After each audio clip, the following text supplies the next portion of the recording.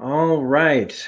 Hey, everybody. Welcome back to the channel. This is Rob here at Smirking Gun Reviews back with another live review right after a viewing party for Holidays 2020. This is episode 4 of our holiday series, where today we're going to be taking a look back at 1994's Trapped in Paradise, starring Nicolas Cage, John Lovitz, Dana Carvey, Mansion Amick, Richard Jenkins, John Ashton, Donald Moffat. Did I say him right? I don't know. A whole bunch of people. And how this movie is really kind of a forgotten holiday classic, in my opinion. It didn't do, I don't think it did very well the first time it was out. This came out in a real, when wasn't a strange, when wasn't it not a strange time in my life? But this time in my life, this was like this weird little in between. Like things were actually really good in my life. I remember seeing this movie back then with my mom. And I had just moved to Wisconsin when this came out, and I just remember, like it just like this is one of those movies when I look back on the time it came out. Uh, I don't actually cringe. And this 1994 was a pretty decent year. And unfortunately, though, this 1994 didn't treat this movie very well, and it really does get forgotten until you like tell people about it, and then they go, "Oh yeah, that movie," because this was, like right around, right after like Wayne's World for Dana Carvey. This is around Leaving Las Vegas time for Nicolas Cage and John Lovitz. Well, John Lovitz has never not worked. Um, but you put these three guys together, and you get what I like to call a shenanigans movie, where it's a lot of comic story elements, logic, leaps of logic here. Things just happen.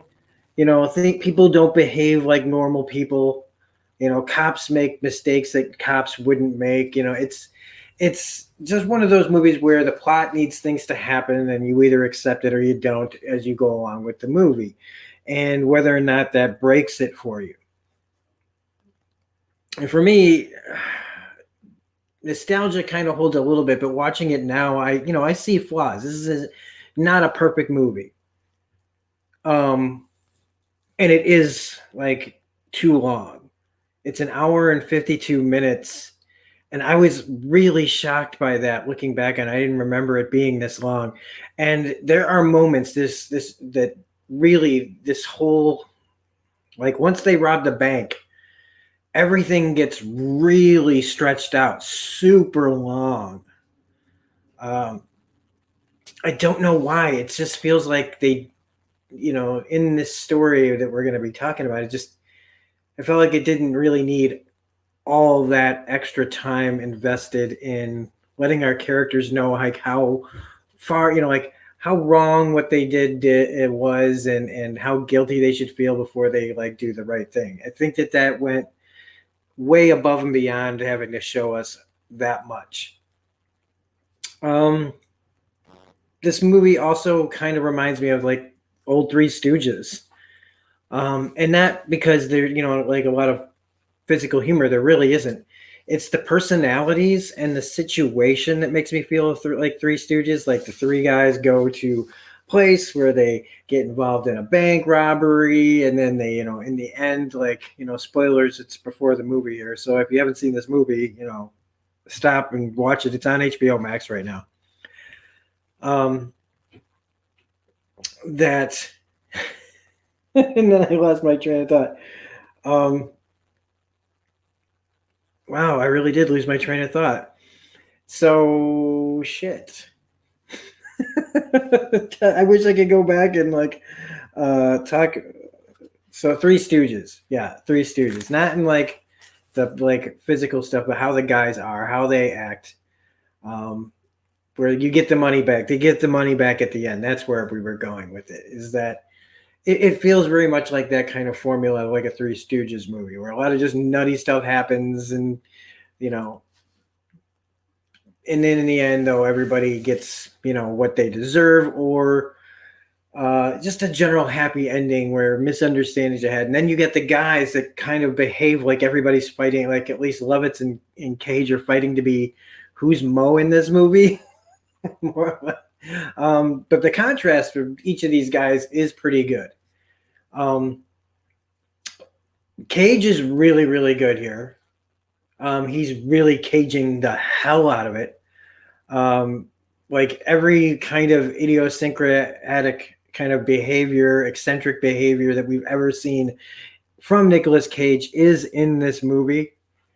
And it's the glorious kind. It's the fun kind. It's the, talking normally and then screaming in your face. Nicolas Cage, and his comedic chemistry with the other two actors is really, really good. And so you have Lovitz, who is just doing Lovitz the whole movie. I mean, look, if you like him, you're gonna like him in this movie. If you didn't, nothing's gonna change your mind about it. Because he just kind of has that shtick, the Lovitz shtick, and it doesn't change here. I happen to like it, but not all the time. And since it's been a long time since I've seen a movie that has Jon Lovitz as like the second lead, it was fine seeing it. I don't think I would ever be able to watch a lot of him like in a row. And that goes for the last person, Dana Carvey, who I loved both Wayne's Worlds. I loved him on SNL. I think that there's a funny movie called Clean Slate with him in it that I really liked. But other than that, like, there are moments in here that I think he's really funny, but I think his character is the most annoying of the three characters. Because of how weird they make him. Especially his laugh. His laugh is a little just way too much and too often. He actually is the one who looks like he's acting. Like really trying to hold character, because the way he contorts his face for the character, the way that he uses a specific voice for the character, all of that has to be concentrated on. And so the other two guys are kind of just effortlessly being themselves, while Carvey has the job of, he created a character. And so unfortunately that character's, all those things that he's doing, while impressive to watch him, like thinking of the process of what it take to go through to be this character, the end product isn't as good as what he's, the talent that it shows of what he's doing. The character just isn't very good. Aside from being Dana Carvey, being funny in moments. But most of the time he's just really, really annoying. But other times it's really, really brilliant. Especially all the times he's stealing and the ways that he steals. And this is like the first time I really understood this character, because he's a kleptomaniac, just like Lovitz is a compulsive liar. And Nicolas Cage is the guy who's trying to just stay on the right side of the law, even though he feels like kind of compelled to be like his brothers a little bit. But you see like how compulsive his desire to steal is, and this is really funny and really weird, because he doesn't just take one thing and like it's compulsive kleptomania, kind of like his brother's compulsive liar, where he doesn't just take something, like he just like who always wants or does steal. He takes everything of something. He doesn't try to be casual about it. He's to the nth degree, where anything that's not nailed down is going with him. It's a very cartoonish version of kleptomania. And so it's funny, but it's nonstop. Just nonstop. Like it is a running gag throughout the entire film, where he's always got something on him. And it's funny most of the time.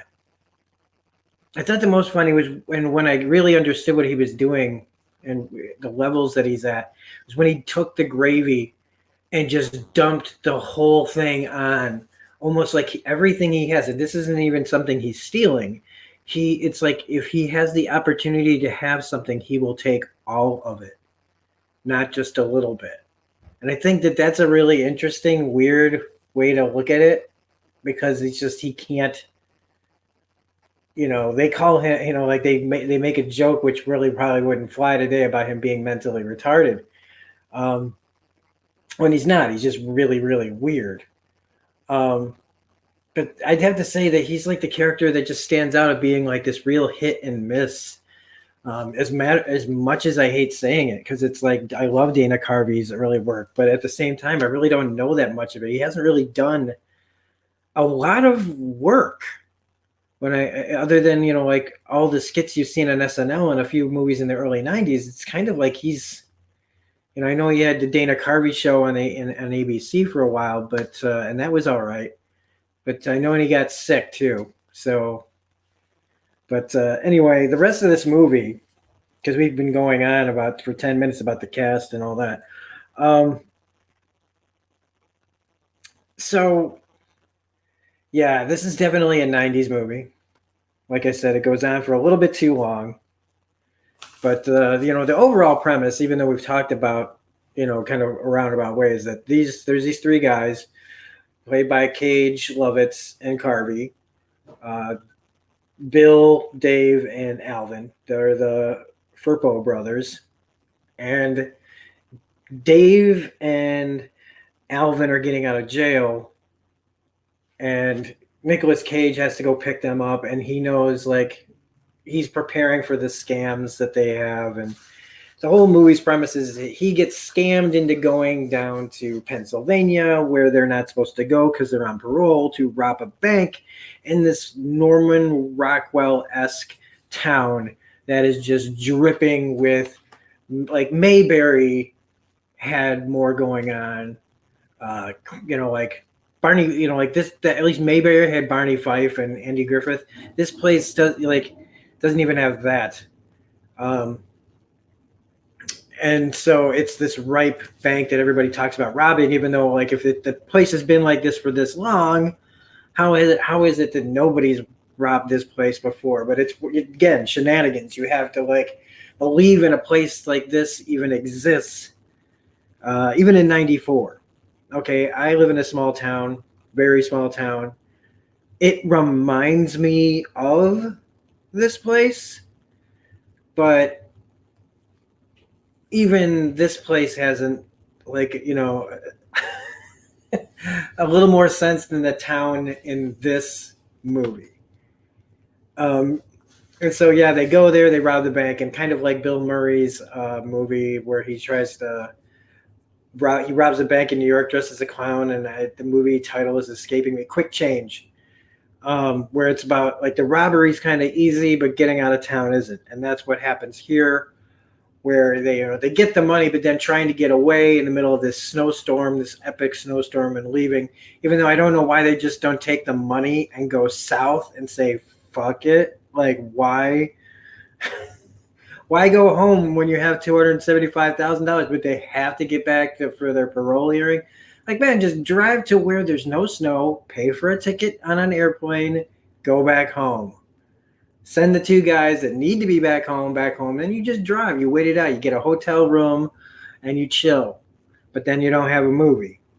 So it's them getting stuck in town, not being able to leave, and constantly being bombarded with kindness from the townspeople, where just every step of the way, they're just seeing how awful what they did was and how terrible it is to the town, and how this place isn't like other places. The bank isn't like other banks. That if the banks, like the higher banks, found out how they did business, very small towny, they would come in and take over. So it's basically this robbery kills the town, and it's how that town unknowingly, shows these guys the error of their ways so that they bring back the money. And it's all really charming. And like I said, if it didn't go on for so long, it would be a little more charming. And it also does what a lot of comedies do in the third act that always bums me out about comedies. A lot of comedies is that suddenly everything gets serious in the third act, where there's still some jokes in there, but there's, like, they actually have to get the thing done that needs to be done for the plot to serve the plot, but somehow that's never funny. It's always like a serious, the drama side of what they've been doing actually finally catches up to them, so that they, that it all of a sudden just stops becoming a comedy and more in like whatever genre of comedy it's trying to be, whether it's a rom-com or a buddy cop movie or whatever. Every one of these movies does this. And so suddenly I go from laughing to being like, I have to be riveted, like, oh. And I've always been annoyed by that. But throughout this movie, though, what holds it together is the humor, is the comedic timing, is the lines and the way they act. Like, just so many like funny lines in this movie that I've been saying since 1994. A standout in this movie, there's a few standouts, is John Astin and John Burgentine as Ed and Clovis, the two shop owners that kind of figure out that these guys are up to no good and start following them around, and they're just really inept and really stupid. But they also have some great lines, like when one of them's standing too close to the other one, he says something that I've been saying forever, which is, "What would you stop hovering around like bad news?" I love that line. When he asks him if to bag the stuff that these guys bought, he's like, "Do you want me to bag all of it?" "No, man, just what you haven't become emotionally attached to." There's a lot of good lines like that. It has one of maybe my all-time favorite Nicolas Cage moment in this movie. It's up there when I even posted it on my channel at one point, where he's talking to Levitz, who's clearly trying to scam, and he's like, "I see how your mind works, and you stand there with that 'who me' look on your face." I love that moment so much. It just, to me, it is everything just about that Nicolas Cage is, and what like seeing him at his glorious best is. I get how it just starts to ramp up until it's a rage. I love it. It's all over this movie, but peppered throughout. Like, it's not a constant performance. The actual bank robbery is really, really funny, because it turns into a whole town thing, literally. Like, basically they can't get the key to the bank, so they have to go to the restaurant across the street where the bank president is, who has the key. But once they go over there, they realize they can't leave everybody in the restaurant, so they drag everybody across the way, and there's yoga involved and inappropriate, scary Christmas music. It's a really, really funny scene. All this for like, $250,000, which even by today's standards is actually a pretty decent amount of money for a lot of people. I think isn't that messed up, that like how the economy is that you think that a sum like that, like in older movies, right, you would hear they took $5,000 from the bank, and you go, that's nothing, right? So inflation usually in robberies in movies and TV, it adjusts to what would we say, like, oh, this would be this much money or that much money taken. And this, it's just 250 grand, but like I said, $250,000, it's a lot of money still. And so even we should be looking back at this and going, man, 250,000 ain't nothing. And maybe that's nothing to like a professional athlete right now, but like to the rest of us, 250K is still a lot of money. A lot of money. What I would do with $250,000, well, I always say play, like have Pearl Jam play at my birthday party. That'd be up there. Also, another great standout in this movie is Richard Jenkins, who shows up in this movie about halfway through as an FBI agent named Pizer, who, in my opinion, is the real victim in this movie, because seeing as how everybody gets forgiven in the end, right? And nobody wants to press charges against anybody except for the two escaped convicts later on that show up. Pizer's job was unnecessary and pulled him from his own Christmas. He even talks about that in the movie. He's like, I hate this town. I hate it. Like, I was at home. I was watching the turkey cook. I was really, really happy. And Now he has to do this, and in the end, when everybody just decides to turn the other cheek, the poor guy's been sitting here doing, getting dicked around by these people, missing his own Christmas. So the real victim in this movie is the FBI. There's also a three-legged dog, of course, which are always cute. Um, but yeah, and this movie is so disgustingly wholesome. Like, I forget that there used to be PG movies that were watchable, and by that I really mean that. I really mean that. Like, I stopped watching almost anything that wasn't at least PG-13 at some point because it just, I don't know, maybe I am desensitized because PG movies don't do it for me. They're too tame. But this was pretty good for a PG movie, but it was 94, and we were figuring things out. Um, I even thought that, like, this is how cynical I am and how non-cynical the movie is, right? Is that, of course, everybody gets forgiven in the end. They return the money and the whole town loves them. And all I could think of was like, yeah, wouldn't it be great though if like they decide to live there and then they're told, oh no, you can't stay here. You robbed the bank. We might be forgiving you and not sending you to jail, but you need to go. Like, you have lost your privileges to our special little town. I would have loved to have seen that moment, but that just shows how cynical I am. Because no, everybody forgives and everybody goes on and starts, assumedly to happy lives, except for the two escaped convicts who came there after hearing that the guys were robbing the place instead of them. Which just has a couple of funny moments for the actress who plays their mother, who's really funny. But other than that, they just show up at the end to like try to foil the robbery when there is no money anymore. Um, so yeah, they get forgiven and there is no cynical ending. It's just a nice ending, and it is one of those movies that again makes me remember when, and you, as people that come to my channel know, I don't celebrate like holidays really. I wasn't raised to celebrate holidays. I enjoy being a part of them if I'm, invited to something or whatever. But uh, there was a time though that I admittedly go, man, it really feels like Christmas. And by that I mean just, when there was snow every December. Hearing the crackle of the snow under your foot as you're going to the movies, like that's what I was thinking about was like those times where it's like, oh, it's Christmas time, you're at the movies, and it just felt like you could just feel it in the air, an energy that is so missing from today. It really is. And it's not because there's a war on Christmas or anything like that. The world has just changed. The climate on the earth literally and metaphorically has changed. So there's less snow for a lot of people. There's a lot less of that kind of seasonal feeling that you get when you watch a Christmas movie at Christmas time. But just the general sense of how people are is not the same way. We always try to recapture it.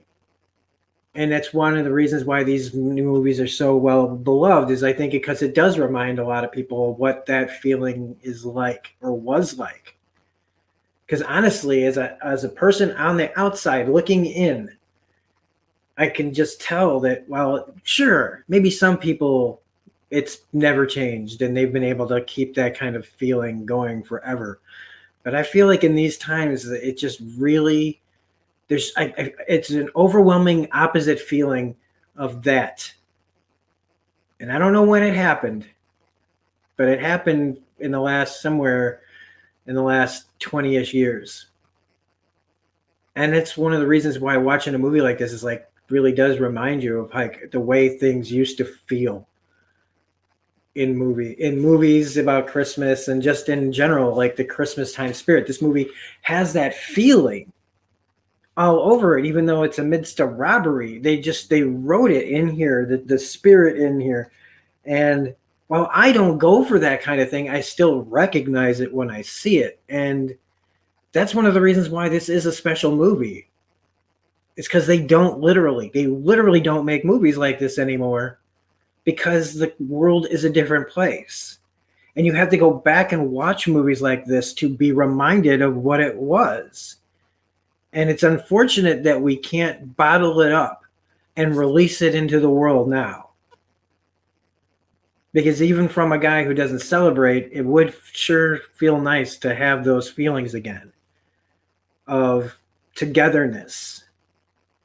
And I know that that might be off track, but that's, we talk about how the movie makes us feel here on this channel. We be honest about it. And that's honestly what this movie was making me feel, was a severe lack of it all over the world. And not just because of the political climate. It's been like this for a long time. So anyway, I don't want to bring anybody else down, but that's just what this movie brought out in me.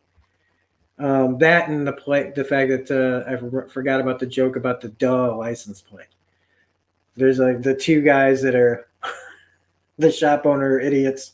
Their license plate says DUH 117 or something like that, 173, and they're like, "Oh, what's your license plate say?" Duh. So, that's this movie, right? I could tell you tons more. Imagine Amick, unfortunately, does not get a lot to do. She was busy in the 90s with Twin Peaks and other stuff. But, you don't really see her too much anymore, which is a shame. She's a lovely actress. But that's Trapped in Paradise. I didn't tell you the whole, all the ins and outs, everything. I mean, I told you the end and all that stuff. But honestly, what else did you what do you think is going to happen at the end of this movie if you haven't seen it and listen to this whole video? You're still going to enjoy it. This is the kind of movie where you can spoil pretty much all of it, and you'll still feel good when you watch it. And Deborah joins the chat here right at the end. But yeah, so that's Trapped in Paradise. So, I usually say that's at the beginning of the episodes, but if you like this review, please hit the like button, comment, share, subscribe, hit the bell for all notifications. There will be some stuff popping up here where you can press to watch the most recent videos and subscribe, I think, over here. So anyway, have a great day, everybody. We will be back with more holiday reviews on either both Tuesday and or Wednesday. Wednesday for sure, maybe on Tuesday as well, because we've got a lot of movies to watch for this holiday month, and I really want to get to all of them. So on Wednesday, we might be watching Assassin 33 AD. It might be on Tuesday if I decide to do one on Tuesday. So there's a lot of different choices I have right now. I think if we do two movies, the other one might be Emmett Otter Christmas. So also look for, by the time this comes out, probably tomorrow. Tonight we have His Dark Material Season 2. We're also going to be recording our Comics You Love show, Episode 3 tonight. That's going to be live as well. It's at 8 o'clock Central Standard Time. But again, I'm telling you that when you won't be able to probably see this unless you're here right now. So that'll be up on the channel sometime Monday or Tuesday. So lots of stuff going on. And on Dee's Reviews, this Tuesday, we're doing Agents of S.H.I.E.L.D. Season 2 at 8 o'clock Central Standard Time. A big recap review of Season 2 on Darren Jakes' channel, Dee's Reviews, which we also are going to be doing the finale next Saturday of The Mandalorian on Dee's Reviews, called The Fandalorians. It's going to be the last one of those until Season 3. So, a lot going on. Also, on Smirking Gun Plays on Twitch, you can watch me play either Cyberpunk 2077 or Assassin's Creed Valhalla. Yeah, Trapped in Paradise, man. Brought out a lot of stuff. See you next time.